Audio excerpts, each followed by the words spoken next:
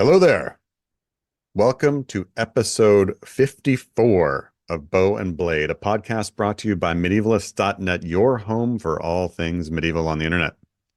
Bow and Blade gives you a seat at the bar as scholars of medieval warfare go beyond the Wikipedia articles to talk about the debates and the questions that we're working on today. I'm Michael Livingston, Distinguished Professor at the Citadel, the Military College of South Carolina.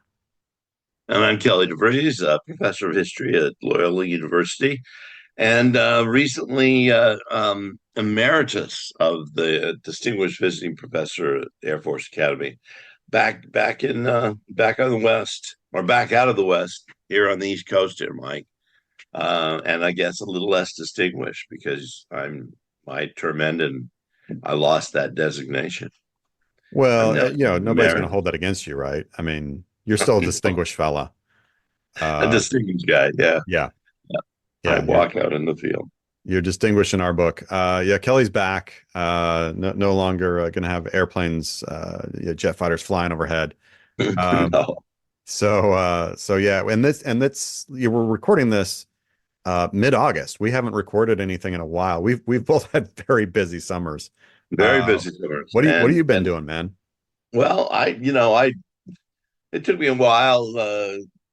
Well, first of all, Air Force Academy did not end until about a month later than I usually end in at Loyola. It ended mid May, and by the time I got away, it was I didn't come back to Charleston for about till about mid June, and then it was off to Europe for me. I spent a nice couple weeks in the UK and about 2 weeks in Italy.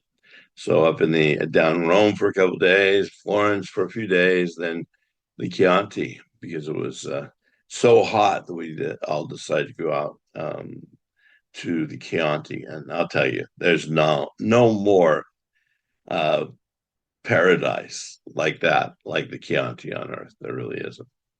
You win. That's a Lot shame. for yes, it is. It's a shame I had to come back. Is what the shame is. Well, we're glad you're back. Oh Uh, very glad you're back. But yeah, very, very cool experience. I mean, like you got to see a lot of amazing things. yeah, Um, yeah, you went to Leeds, yeah. so Went to that's Leeds. fun. I'm still one of two or three who have been to all of them. And this was, well, we don't count the ones that we couldn't go to visibly. So, Yeah. uh, but yeah, it was nice seeing a lot of people there. People, some that I've known for ever are there, and we're all getting older. It seems. I don't know. It just looked like we aged. Every year you go to these conferences. This case would have been a nice 27th, 28th conference of this, and yeah, I look a little bit older each time. So I'm able to see friends now with who got grandkids when I remember visiting them first when they had kids, just kids, and Crazy. so it's yeah, it was fun getting back there. I had a nice visit with our friend Bob Woodham Savage. It's always delightful to have Yeah. visits with, and then we went over and visited with the Capones and got some writing done there over in Chianti, Italy, which is always just an amazing place. Amazing place. How Well, about very good. yourself? You traveled for abroad this year too. Yeah. I also went to Europe. I ended up shooting three documentaries. I don't think they're announced yet, so I can't say, but they were a lot of fun. We shot them concurrently, which is if anybody knows kind of how TV works, is an awful lot of fun. Yeah, Because you rarely ever shoot anything in order, and then to do that three times simultaneously, extra fun. So yeah, did that, which was great. I mean, really had an amazing experience. And as you know, working on TV stuff, one of the real joys for someone like us is getting to go places you don't normally get to go, right? yeah, You're not allowed there. Well, but we're filming. Oh, okay. And so yeah, yeah. that was Here's the cool. key. Yeah, here's the key. Have fun. That's cool. And and yeah, I mean, I also did some research traveling in Belgium, the Low Countries, and in France. So yeah, it was a really great time, and I had a book come out in the UK at least as of right now. It's out in the UK. Came out August 1st. It's the print version of one of my novels, Seaborn, and comes out in the States on October 1st. So I'm pretty excited about that. And then otherwise, I've just been writing on a new book, which I also can't announce yet. So yeah, it's been fun. No, yeah. Last week, Mike called me up and he said, "Oh," I says, "Well, I just finished this writing this last book," and I said, "So let me get this straight. Now, in this week, then you've taken copies of the one book. It hasn't come out yet here, but Yeah. you've got copies because it's out in the UK. Yeah. You've finished another book, and you're doing the proofs of a third book. Yes. Yes. Where am I? What am I doing? Don't try this at home. Yeah, yeah. It's whatever. It's fun. It's fun. Um, so yeah, so we've had a good time. I hope everybody else has had a good time. But yeah, if you're wondering where our episodes have been, that's we've been gallivanting around, and now we're getting ready to buckle in for the semester. So um, before we go any further, what are you drinking tonight at the bar? I was thinking about that. I was thinking a whole table full just to get up to date. So to speak, both that and the fact that we're in Wales, and I can't think of a drink that I drink in Wales. Um, that is, what slate wine. I have no idea what the national drink of Wales is. I think I'm going to go with a table full of different wines from the Chianti, just to bring back Um, memories. okay. Well, my Nothing to do favorite actually about the show. My drink likes of the day. my favorite gin. It comes from Wales. It's a Penderyn gin, Penderyn distillery, and it's the Brecon Botanicals. So thank you very much. I'll be having some of that. And if anybody from Penderyn is listening, feel free to sponsor the podcast by sending me a case because it's very, very hard to get here. And so I just every once in a while have a fan will come over from Europe and will bring a bottle of Brecon Botanicals that I'll then crush until the next time I get one. So Well, the Brecon that's Highlands are beautiful. I've not gone there looking for mulberries and other things that might make this wine, but or make this gin. But it's a beautiful place in the world. There's no question about it. So gorgeous. we're going to, of course, talk about that beautiful place in the world and a battle today. And the battle, yeah, as we've said, we're doing Wales. We're going to do the Battle of Bryn Glas in 1402, sometimes called the Battle of Pillith, but Battle of Bryn Glas is certainly the way that we refer to it. And yeah, this is I really have a soft spot in my heart for this battle. I really do. I'm going to freely admit that up front. I've been to the site multiple times. I've written on it. Um, I just I don't I love this battle. I don't know. I shouldn't really love battles, but I love this one. This is a cool one. Yeah, I've often wondered if it was this battle that or Brunenberg that got you started looking for battles and looking for the battlefields when they were not known well, and so you become this little battlefield detective literally. It, And it was um, it was Brunenberg, but this was number two. Yeah, this was number two. This was like I need to get back to the mapping and all that kind of stuff. Yeah, yeah, this was early on for me for sure. And the first I was kind of like really running on things on my own and stuff. And I also just love it. I mean, I love Wales. I think Wales is an absolutely incredible place. It's an absolute jewel. And I mean I can't get enough of visiting. Love the people, love the gin.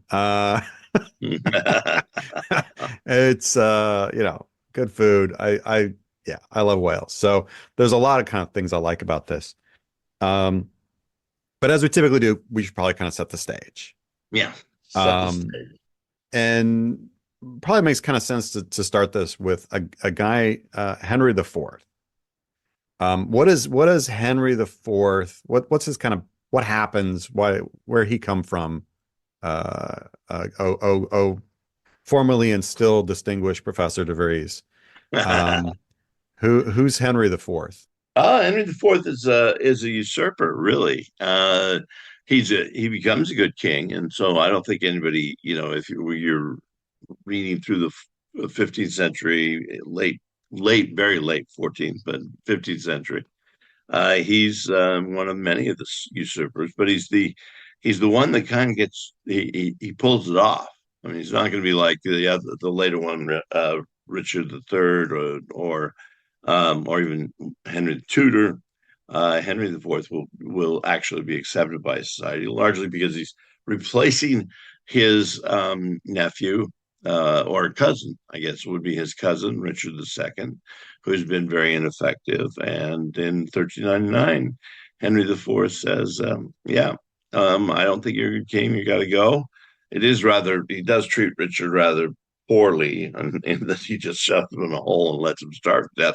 But beyond that, he was a fairly good king, and then more importantly, probably because he's followed by Henry V. So Yeah, you've which got is good stuff. That guy's kind of famous. Yeah, and so that this, usurpation, I think historically, if you pull it off, um, I mean, good job, I guess. But look, by the very nature of what you're doing, not everybody's going to be in agreement with what you're doing. yeah. And so he faced a lot of rebellions, revolts, conspiracies, things, pretty much throughout his reign, honestly. Up front, kind of really bad stuff, but there was a lot of folks who didn't like this. And of course, rumors of Richard's survival and that kind of stuff over the coming years. He did not. He died pretty quick. He Um, did, yeah, he did yeah. die. I don't think Um, that.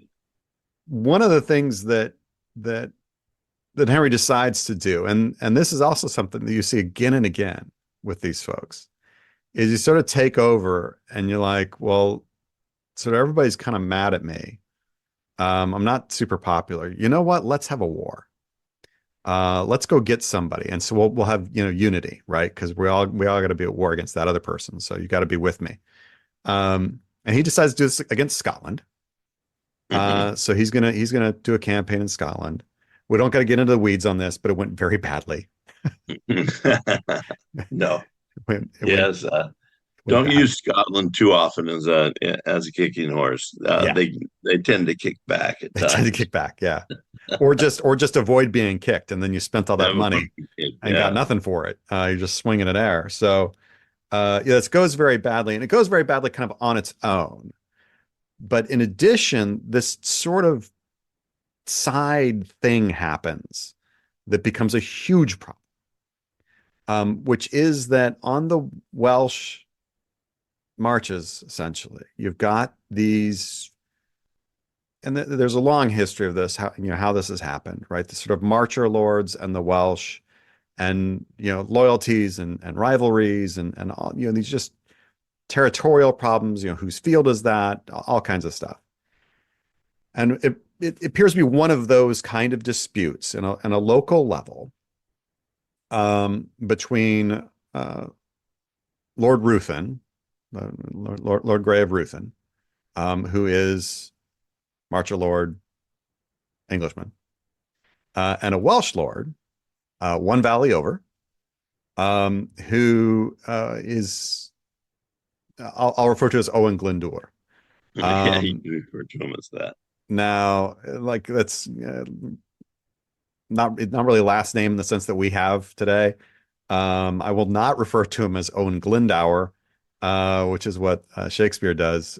Yes. That ain't right. But yeah, Owen Glyndŵr. Um, Have you tried to pronounce his real name? Owen of Glyndŵr. I used to be able to do it when I was right. So my good friend and colleague John Ballard and I did the Owain Glyndŵr casebook, and I had to do a lot of Welsh for that. And yeah, I was better at pronouncing it then. I'm a little bit out of practice. I'm not going to embarrass myself with trying to hit, what my brain says are so many consonants in a row. Like buy a vowel, dang it, buy a vowel. In Welsh, it's okay, it works, but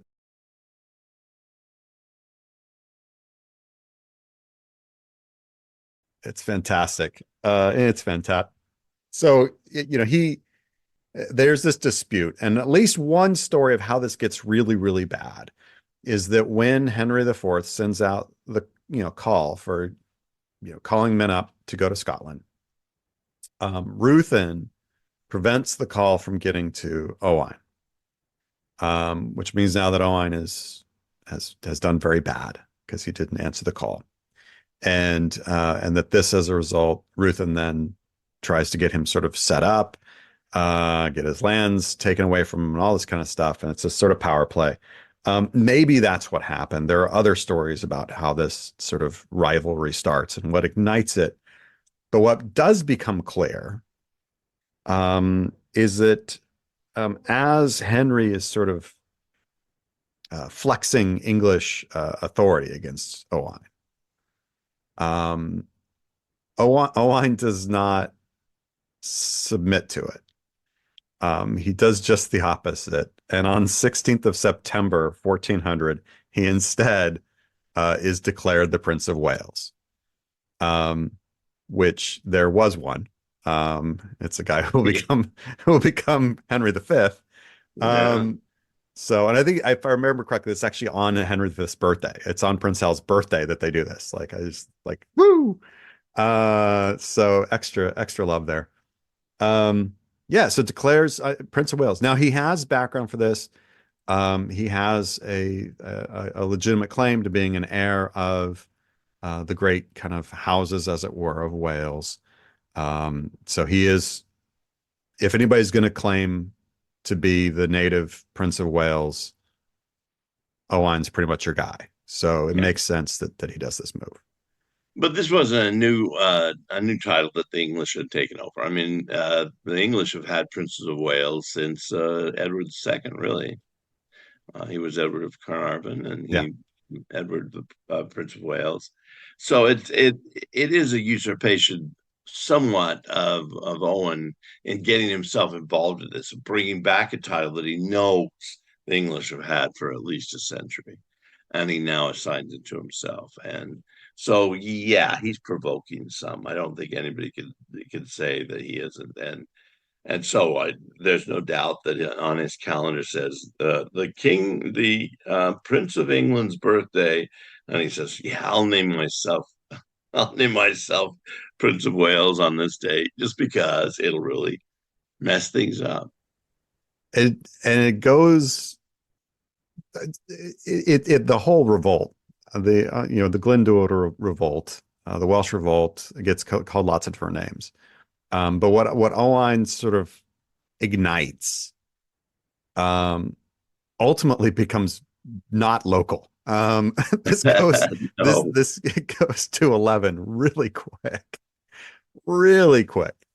It's not even necessarily organized. Like people are like in different corners, like popping off on their own. Oh, we're revolting as an English. Let's do that. I think you in fact have a favorite story, don't you, of the Welsh revolt and somebody just doing it on their own at a certain Yeah, castle? yeah. Well, it. I mean, there's a couple of, but the one I'm thinking of is that in fact, it's Owen's um, soldiers showing up early morning at Conway Castle and saying, "Hi, we're here to do the painting," and they let him in, and these five guys take the castle.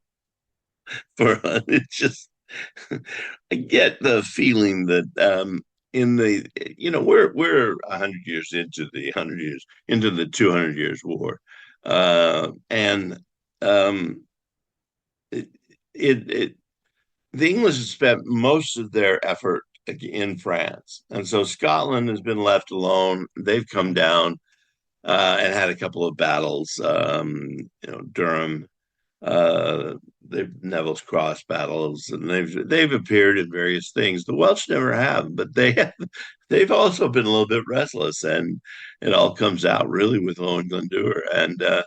But we get the feeling, even at that instance, which is after the 15th century, it begins that Henry IV has usurped what he thinks is the King of England, and he expects the others just to come along, and they kind of take this upheaval of government in London to go out and do their best to try to disrupt, to grab as much as they can, disrupt as much of the governing authority that England has. And Owen's one of these, and he's probably the best in Wales to do it.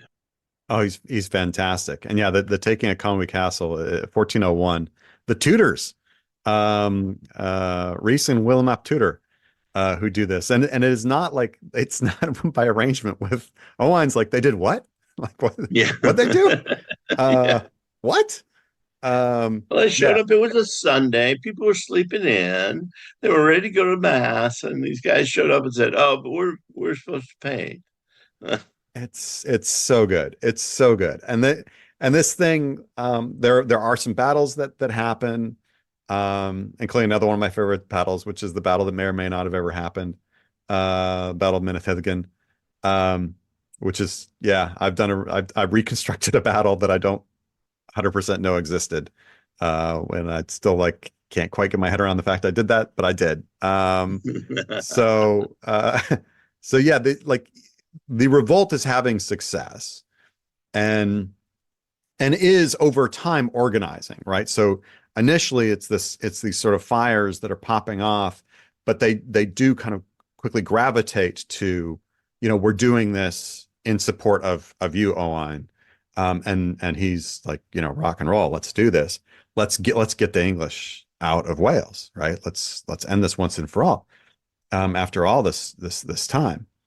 And so it's a nativist uprising. It is, as I said, pretty amazingly successful, in particular because the Welsh are doing kind of the smart thing, right? They're not engaging in pitched battles. No, they don't have enough men to do that, I think.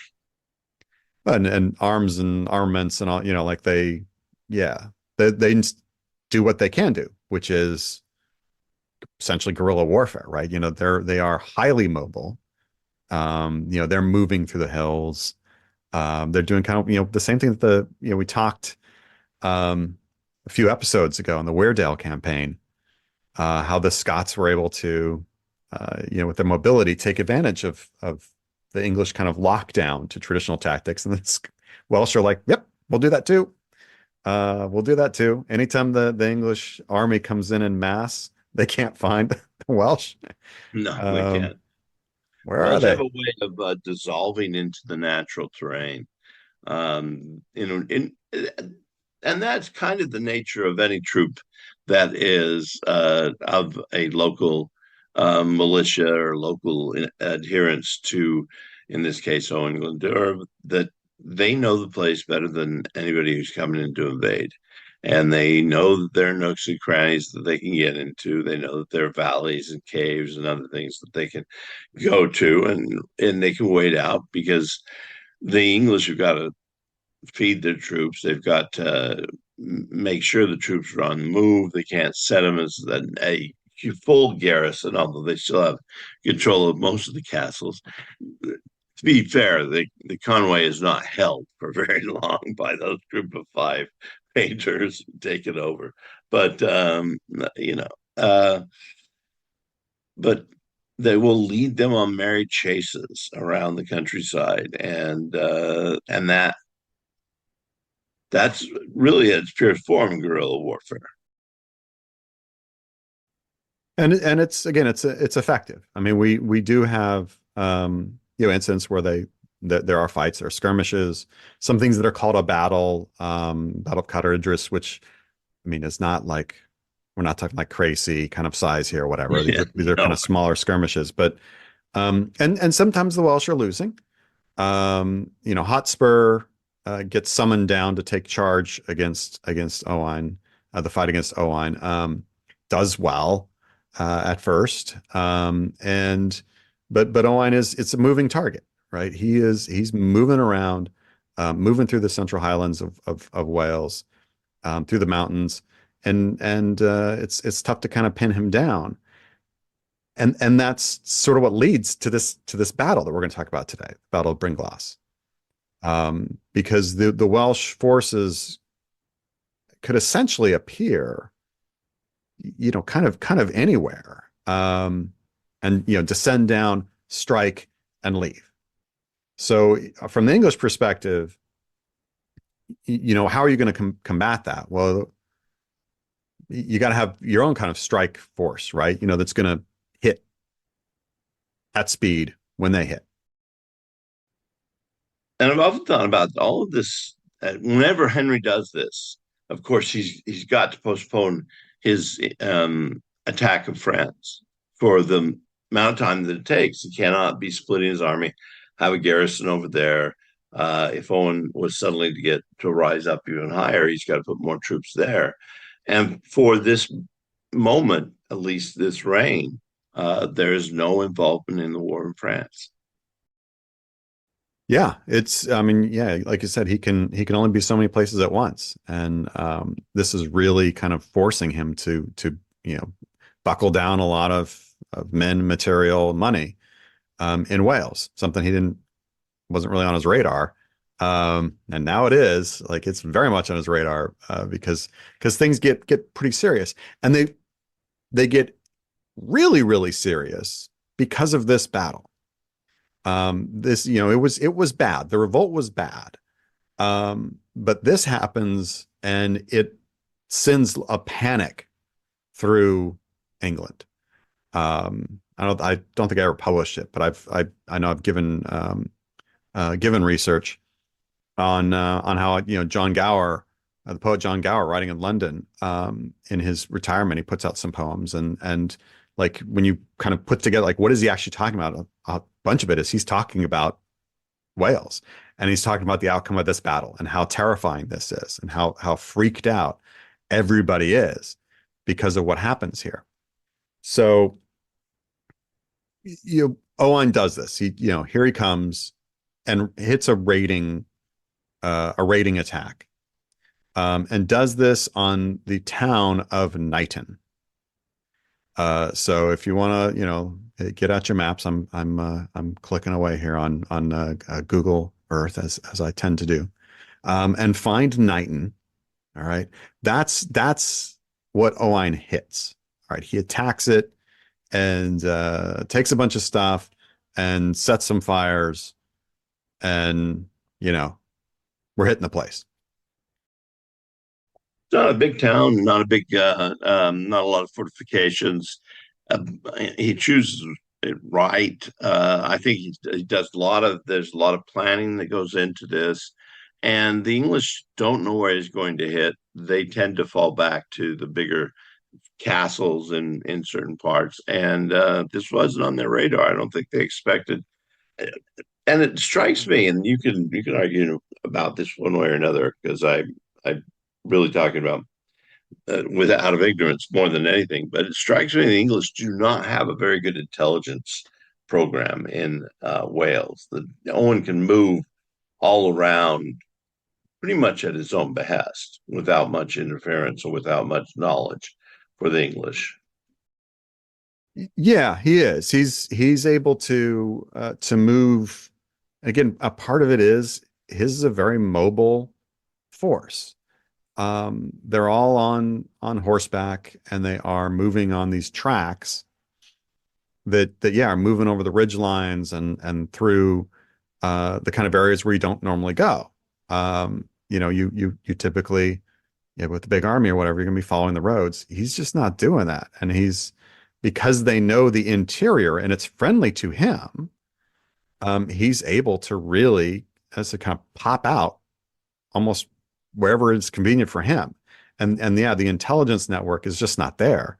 So you don't really know he's there until he's there, right? Like, all of a sudden, oh, things are on fire. Owain Glyndŵr is here. What do we do in response? And in this case, there is a response because there is a family that kind of runs this part of England, which are the Mortimers, and Important family.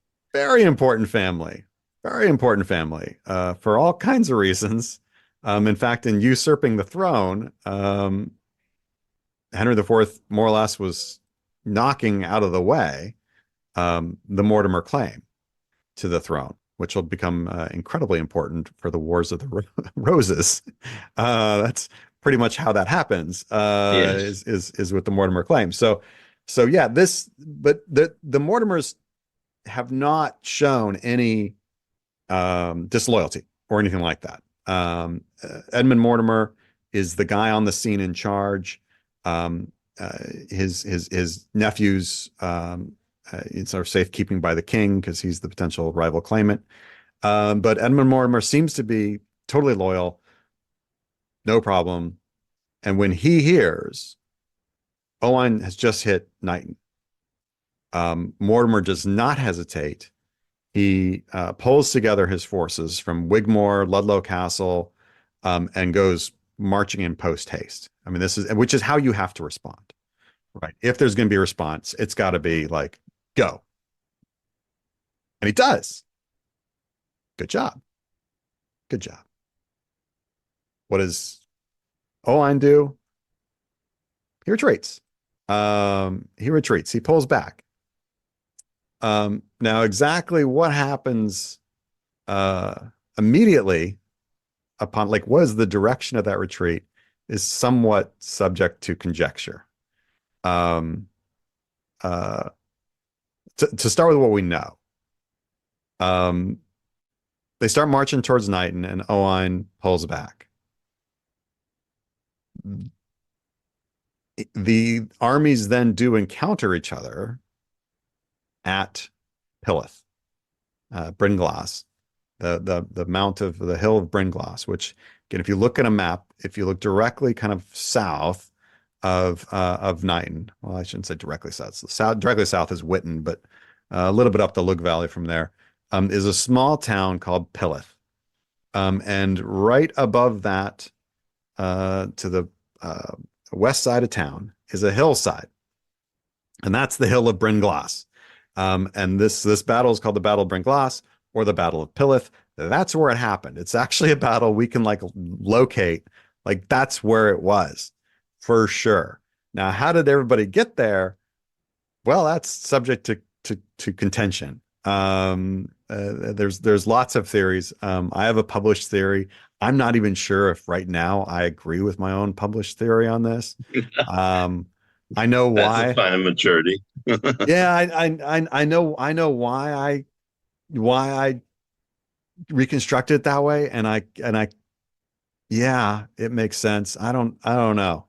Um, but what we know is the battle happens there. Now, Um, how big are these? How big are these forces that we're talking about here? these are not big forces. Yes, I think Um, that has to be emphasized. This is one of the reasons we always talk about roads. We always talk about major armies moving along roads. These are not big forces. yeah. So it, as with most things, how you how you figure out how big it is a bit of a problem.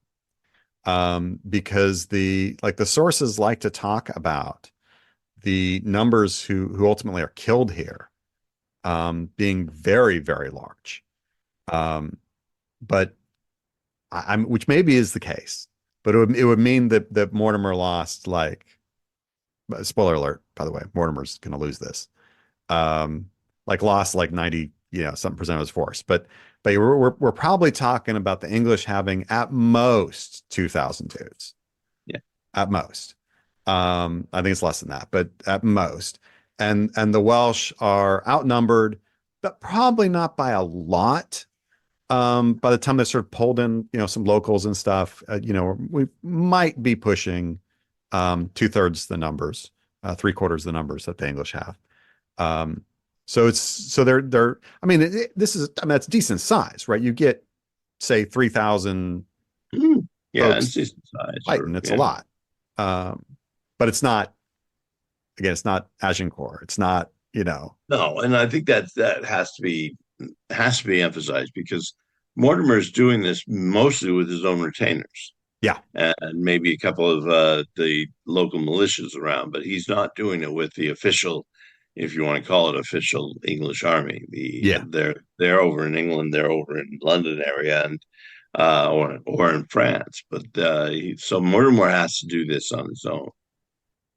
And do it at speed. Yeah, because he has to rush in before Owen disappears, right? Before this guy can sort of like be gone into the mountains and we can't catch him. If we're going to catch him, we have to go now. And so, yeah, like you said, this is not, we talk about the English army here on this side. This is not the English army. It's, yeah, everybody, send riders out to that place, to that place, to that place. Everybody meet on the road. We're marching now, and going with all speed to try and get Owain before he can disappear. Um, and it works in the sense that we do get a pitched battle. Yeah, Um, yeah. To Mortimer's credit, if that's what he's going for, if that's his motive, is to stop and maybe take the stuff that Owen's stolen from the countryside and so forth. He does that, yeah, but now he's got a problem with on his hand is that he's done that and he's going to have to face Owen's smaller army, yes, but a bit better, a bit more experienced armor. probably more, yeah, certainly like, and more cohesive in the sense that like Owen's been like running around with these guys all around. Yeah, that's a problem. Owen has the high ground. All our sources agree on that. He has the hill. He's on Bryn Glas. Um, if the traditions are correct, he has the high ground, and is looking down on Mortimer. That Mortimer is essentially kind of in position more or less where the village of Pillith is. And on the hillside above is where Owain is. And in fact, if you go there now, there is a little church on that hillside, St. Mary's Church. It's a beautiful little church, just a little parish church. It was supposedly there, or its forebear was there, um, and Owain might have actually set fire to that church to help provoke the English into charging uphill at him. That Owain was like, I really want you to charge up at me. And there is a stand of super tall trees there on that hillside. The hillside is mostly mown clear, and these really tall trees, and that is supposedly where a mass burial of the dead was. As far as I know, we haven't like confirmed that, but we also like don't really have a reason not to think that that's true. I mean, that it appears Yeah, that that's right. and Um, there's been no archaeology done on this battlefield at all, so there's yeah, not a lot of confirming how many there were fighting and yeah, yeah, but there's no reason, I guess, to disbelieve, no, right? no, The no, traditions, the exactly. traditions all sort of check out. Especially And if the little church is bringing holy ground to bear anyway. right, right. So this is it's a legitimate place to do this. You don't got to move them anywhere. Yeah, which yeah, a lot of people kind of don't really think about, but was very important to these folks. Yeah, it was. Um, Yeah, absolutely. yeah. So the sort of question marks become how is it that these guys get into position, and then what happens? And the stories vary quite a bit. Mortimer loses and loses bad. I mean, we're like 1,500 men a casualty, right? Like it's bad. He himself is captured. Um, Now, looking into the future, Henry will refuse to ransom him. Henry the Fourth Random Mortimer. Yeah. he refuses to ransom Mortimer. And Mortimer, in response, switches sides, marries Owain Glyndŵr's daughter, and declares allegiance to Owain Glyndŵr, ends up dying at Harlech Castle in the siege of Harlech Castle. Um, like he goes to the Welsh side. So one of the stories that gets really early traction is that he was a traitor the whole dang time, and he took his army up there to die so that he could be captured by the guy he's really in league with, so he could switch sides and that sort of thing. Uh, Yeah, that does kind of throw a wrench into the old narrative because you do have a question, say, if the king had come up with a ransom, does Mortimer switch sides? And I think if you asked Welsh-leaning historians of Owain Glyndŵr, they would say no, he was there all along. But or that he gets convinced to not because the English don't do it something, but because Owen is such much more charismatic leader and so forth. which I bet Owen was a. I'd love to meet this dude. Yeah, Um, it would have been an interesting one. There's no doubt. yeah, he'd be really cool. He'd be really cool. And totally, um, we totally need an Owen Glyndŵr movie. Um, I have my Owen Glyndŵr picked out. Like I already know who's. Oh, who do you have playing Owen? What's his name? Luke Evans, I think is his name. Mhm. Guy who played Bard in the Hobbit movie. Um, yeah, that's my Owen Glyndŵr. Okay, all right. Yeah, Yeah, not a bad selection. Not a has bad has selection. has has been for a long time. I'm like, that's my guy. That's my guy. Let's make this movie. Let's do this. Um, yeah, I mean this whole thing. There's no way Mortimer was already in cahoots with No, Owen Glyndŵr. I don't think. I think that's ludicrous. But part of what's happening, not only is that sort of, well, he ultimately changes sides, so maybe he was, but it's also a way of excusing the fact that this goes so badly for the English, right? And because it does go so badly, right? The Welsh are outnumbered. From the and I'm saying this, I'm trying to sort of say this uh, as someone. This is not my opinion, okay? They're so badly outnumbered, and they're Welsh. Like, yeah. how could they have beaten us? Like, it's again, that's not me. I don't. All the sources of that and whenever I mean the French face the Flemings, they do the same thing. They try to demean the Right, Flemings, and then the Flemings kick their asses at Courtrai, and they still continue to try. But right. now it's working against them because they've already demeaned the Flemings. How could those guys win? How And could this it? is the same here. How could the Welsh win? How could the Welsh? They're Welsh.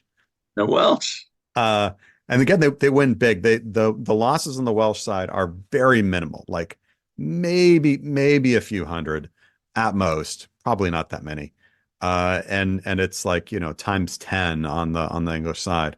And when you go and if you go and visit the field, clearly the high ground here is a heck of an advantage because the Welsh are using a certain weapon, um, and high ground makes it even more useful.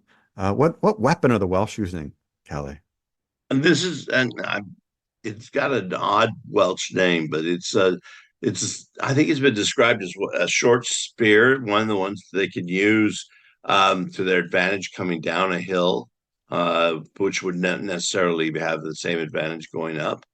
I can is it They this? they they've got something else before they even need to use that.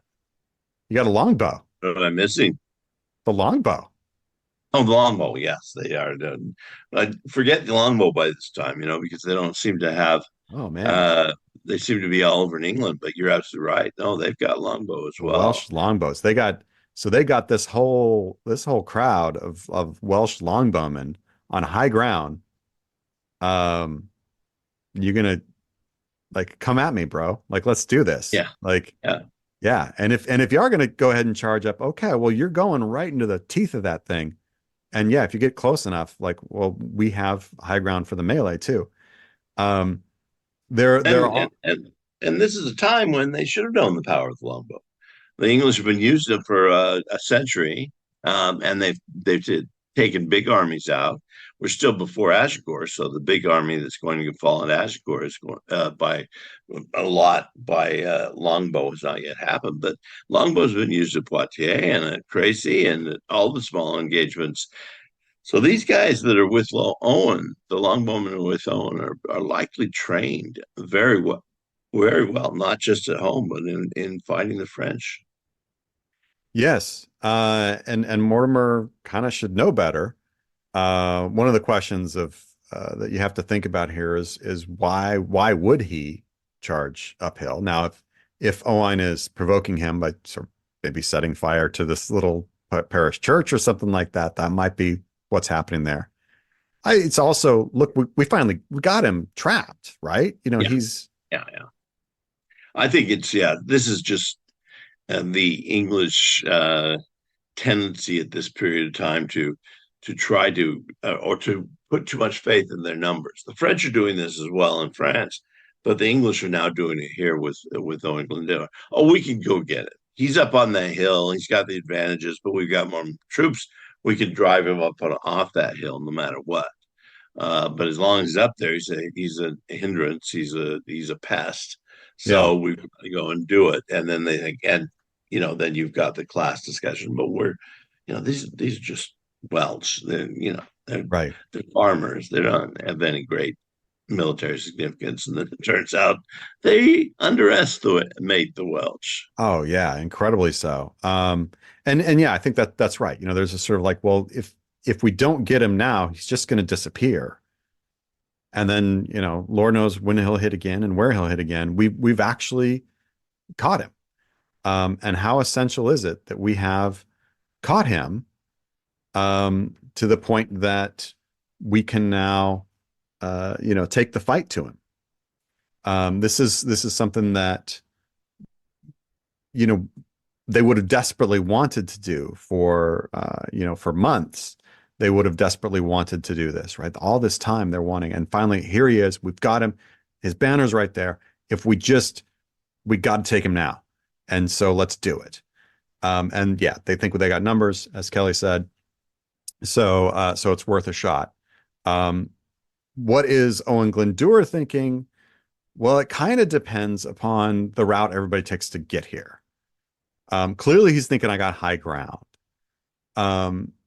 If you look at a map, it's a little weird if he was in Knighton for the battle to be fought in this spot, because if Owain Glyndŵr backtracked out of Knighton, then he should be to the interior of Wales from where this battle is. In other words, he would have had to go up a valley and then come back down a valley towards England to take position on this hill, which is odd, unless Owain Glyndŵr is like, let's do this and let's do it right there.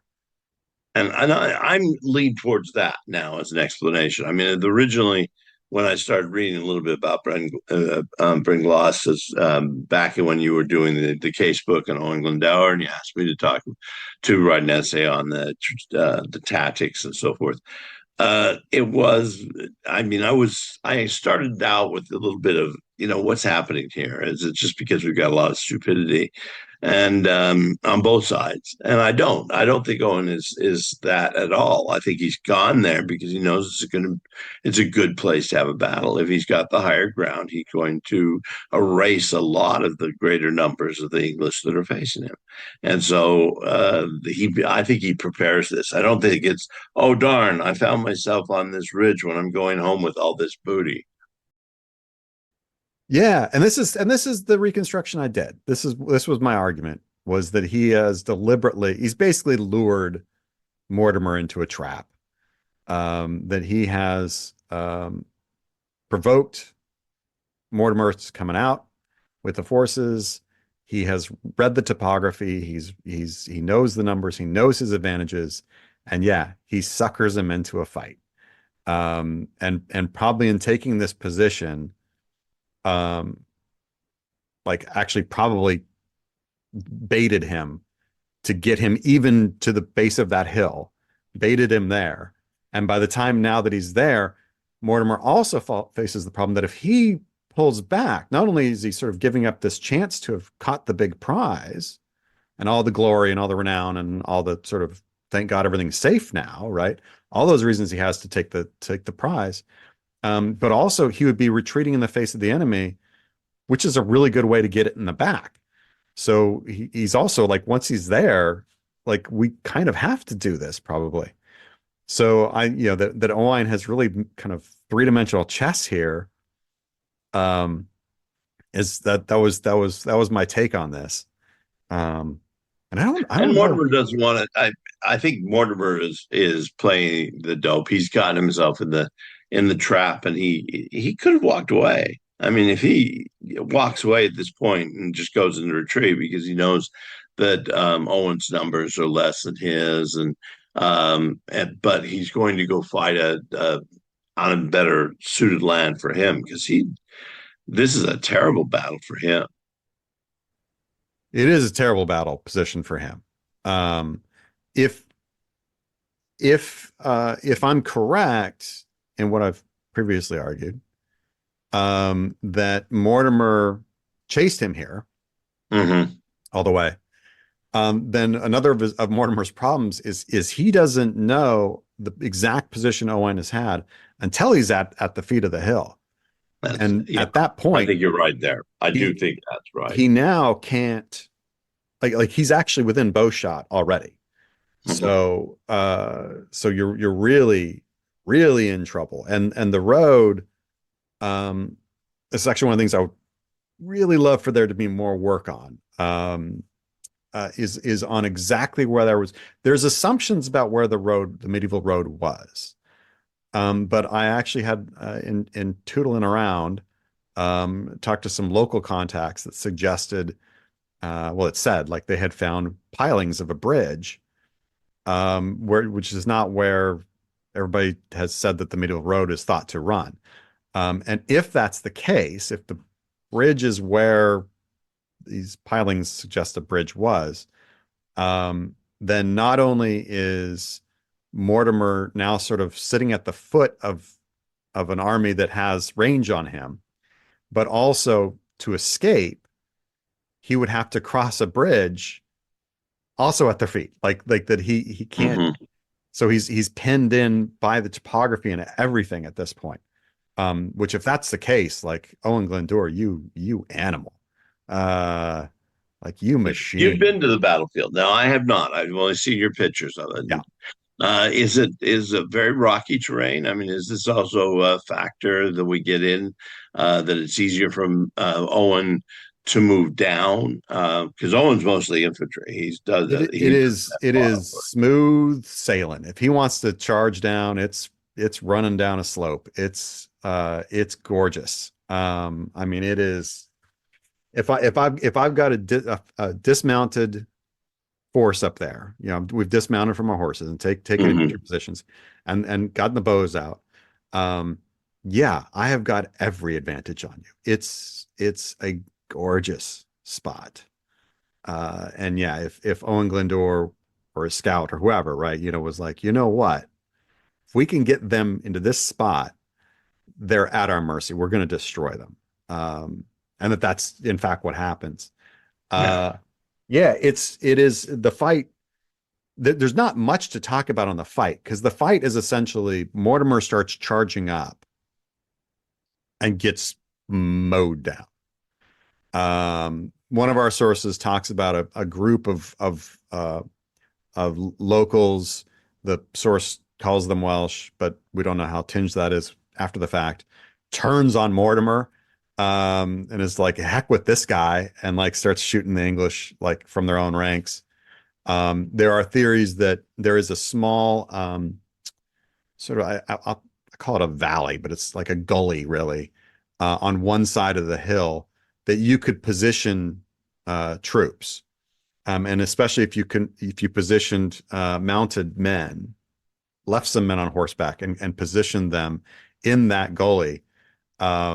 And then, after the fight sort of starts, they could Yeah. sweep straight down into the side of Mortimer. I would love it if that's what happened. I love that idea. I can't remember if it was Gideon Brock that first came up with that notion. But that'd be legit. That would work. Um, yeah, it is a wild fight. Uh, Well, you got to realize you're losing as soon as your own men are starting to attack you. Uh, the Welsh in the body of Mortimer's men decides that they'd rather be Welsh for that moment than English.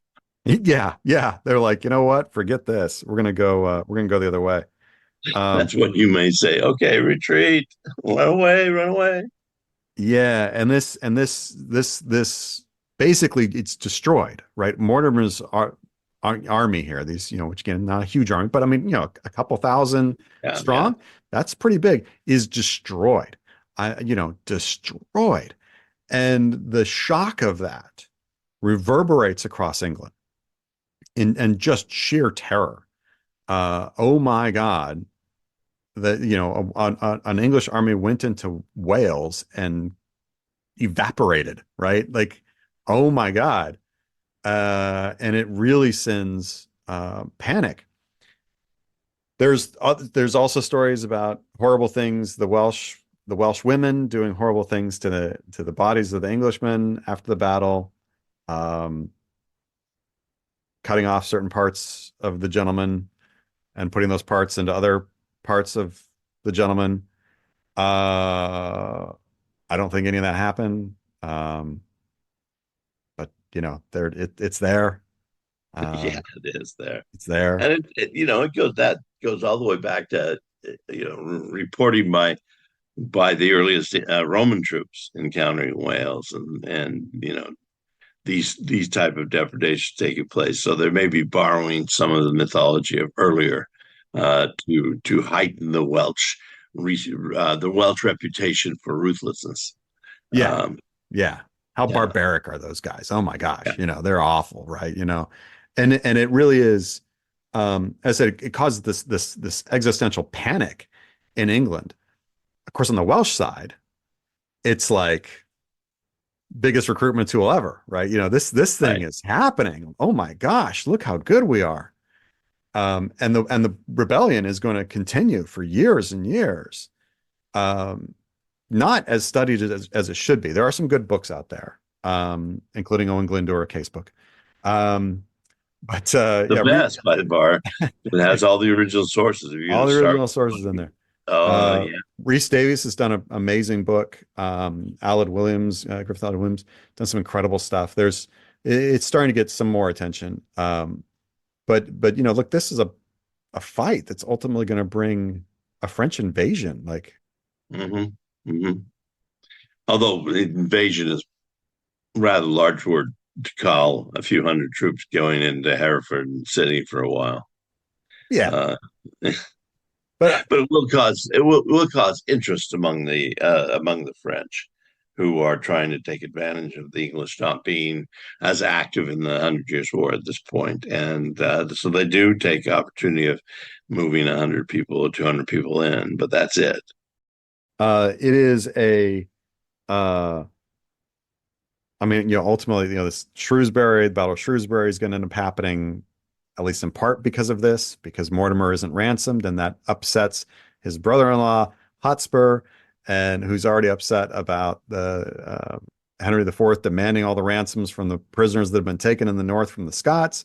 And so, like, well, we're going to go into rebellion, and then you get Shrewsbury, which Henry IV wins, thanks largely to Henry V doing a really hmm good job with an arrow in his head. Um, and then, but not long after that, Hotspur's father, who probably was involved in the earlier rebellion but got away with it, rebels again after cutting a deal with Owain Glyndŵr and Mortimer and the tripartite indenture. Like they made a pact to split England into three pieces, um, and thought they could do it. and it's curious because I have to agree with you.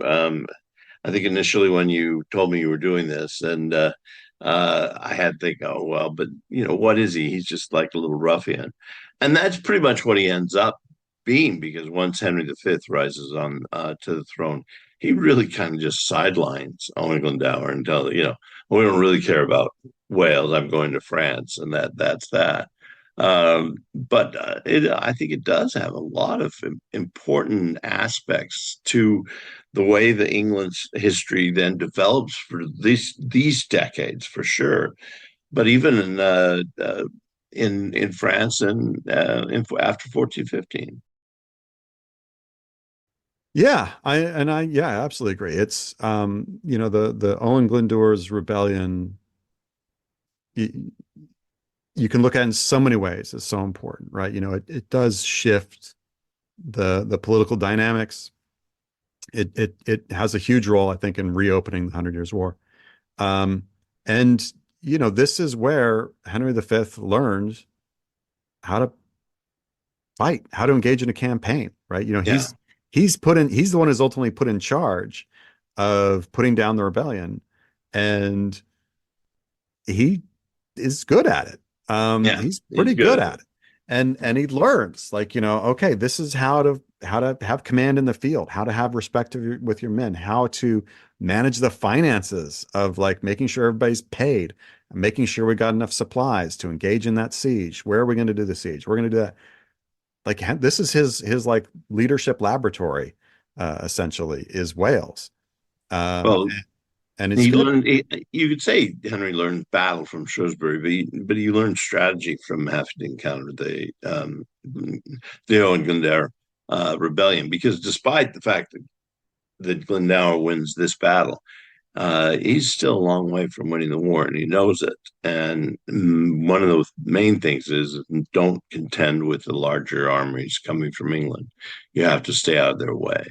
And so Henry V has to counter that.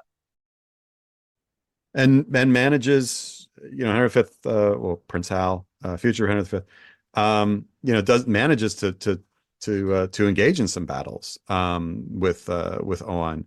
Again, these kind of similar ways, like we figure out where he's going to hit and try and get there, and when you do, you don't let him get away, and you put him to the sword. And again, it works. It works. This is how it happens. Owen is never caught. Um, No, no. I love pointing this out to people. I call him the Welsh Braveheart, only so much better because he wasn't a thug. And he doesn't get caught and, like, Yeah, disemboweled that's and all that other nastiness happens to William Wallace. He gets away. We have no idea what happened to Owen Glyndŵr. There's stories, he's like still waiting in a cave, like King Arthur, ready to come back. I love it. I love it. I hope so, because I want to meet the dude. But there's, like, when and where did he die? Where is he buried? Literally, we have no idea. There's some cool leads and stories, but we don't know. He has all this success and gets away with it. And there's not a lot of dudes who manage to kind of, like, do something this big against the power, the authority in charge, and like live to tell about it. It's pretty cool. It's pretty cool. and some of it comes about because Henry gets to a point where he has to decide: do I push in to go back to France, and or do I push to put this rebellion down? I mean, I think that if he had really wanted to put this rebellion down in more harsh terms, he could have. But that wouldn't then Agincourt's in 1415. Agincourt's like 1420 at that point.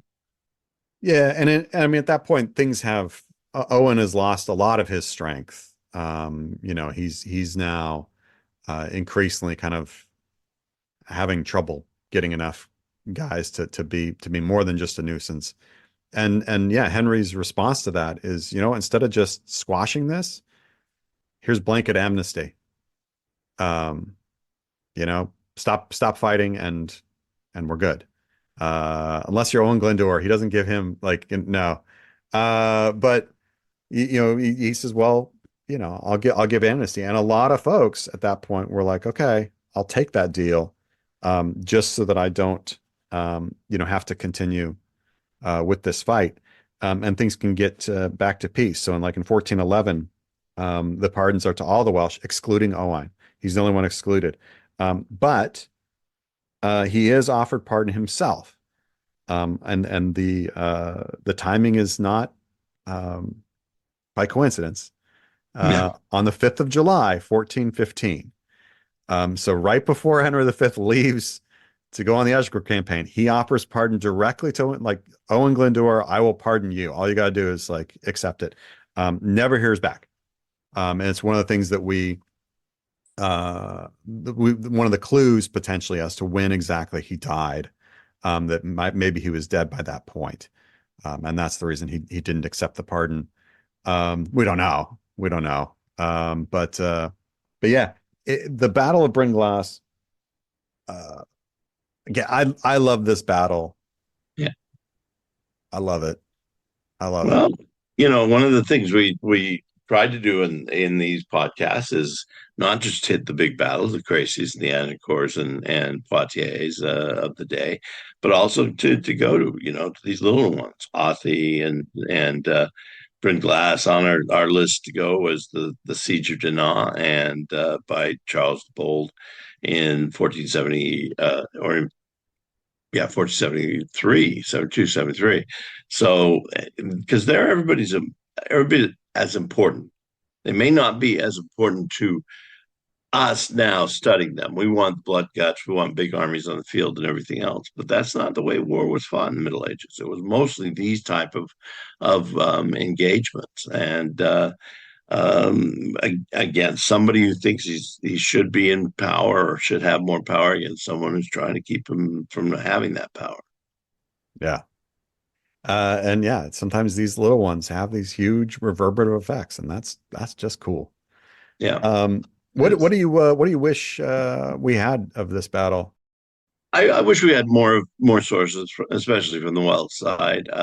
Almost everything we have is written later and from an English perspective, and yet this battle is very clearly needs a Welsh interpretation. I think Yeah.